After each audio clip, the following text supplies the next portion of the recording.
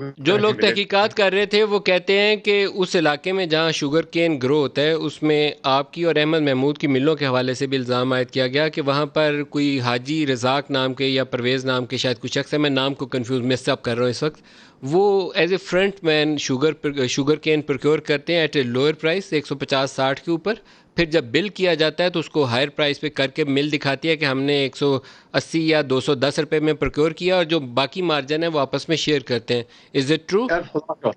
خدا کے واسطے سارا پاکستان جانتا ہے، رحیم یار خان کا ہر فارمر کاشتکار جانتا ہے کہ میرا ریکارڈ کیا ہے شوگر کین کی پروکیورمنٹ پہ.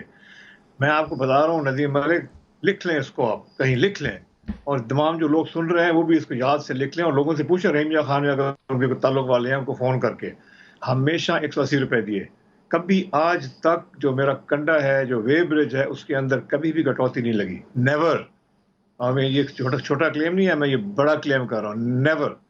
اچھا، جب ایک سال تھا جب باقی میل والے باقی کچھ ایسے تھے جو 140 150 دے رہے تھے، جب گنے کا گلٹ تھا، بہت گنا تھا، اس وقت یہ حال تھا کہ سارے پاکستان، کیونکہ میں 180 دے رہا تھا، سارے پاکستان سے لوگ میرے پاس فون کر کے آتے تھے کہ ہمیں پرمٹ دو، ہمیں آپ دے رہے ہیں 180 روپے. مظفر گڑھ سے لوگ آ کے میری مل پہ آ کے گنا دیتے تھے آگے. سو یہ کوئی چھپی ہوئی بات نہیں ہے، میں نے ہمیشہ 180 روپے دیا ہے. اس سال میں نے گھاٹا بھی کھایا، کیونکہ 180 روپے جو تھے باقی 140 بھی دے رہے تھے، اور باقی لوگوں نے پھر اپنے 80 سر